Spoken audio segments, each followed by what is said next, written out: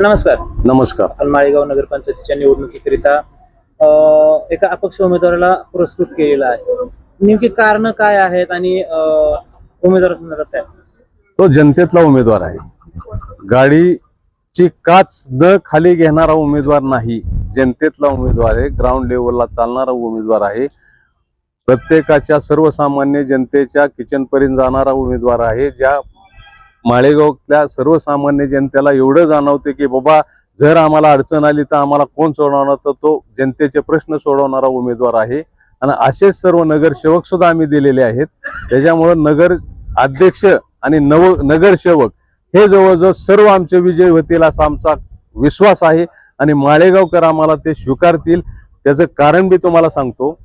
अजित पवारांची आणि भाजपाची अभद्र युती ही माळेगावकरांना अजिबात पचनी पडलेली नाही. त्याच्यामुळं ह्याचा रिझल्ट तुम्हाला 3 तारखेला मिळेल. आपण या ठिकाणी जबाबदारी म्हणतो अभद्र युती. नेमकं काय म्हणजे अभद्र युती म्हणजे नेमकं आपल्याला काय?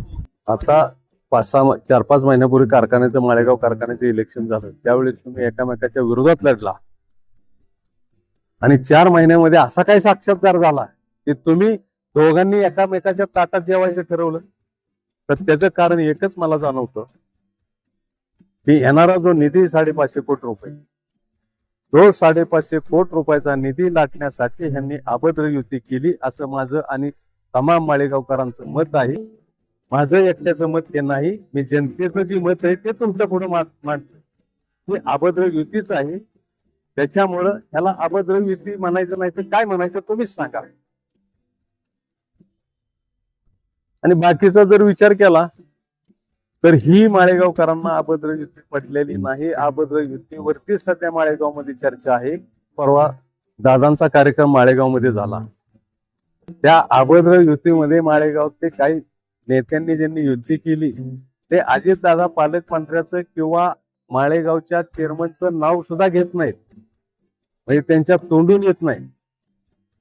ह्या पुणे जिल्ह्यामध्ये सर्वप्रथम दादांचं नाव घेतलं जातं, त्याच्यानंतर इतरांची नावं घेतल्या. तर इथं दादांचं नावच घेतलं नाही. उपमुख्यमंत्री कोण हाच जनतेला प्रश्न पहिला. आणि ह्यालाच म्हणजे अजून यांचं मनोमिलन झालंय असं समजण्याचं काही कारण नाही. सर्वप्रथम अभद्र युती तर वाटती, पण त्याच्यानंतर असं मी जाणवतं की यांचं मनोमिलन सुद्धा झालेलं नाही. हे जर एकामेकाची नावं घेत नसेल तर ह्यांचं कशी म्हणायचं मनोमिलन झालं? हा खरं माळेगावकरांपुढचा खरा प्रश्न आहे. आणि बाकीचं जर काय राहिलं तर मग जनरल जनशक्ती विरुद्ध धनशक्ती असाच सामना आहे. कार्य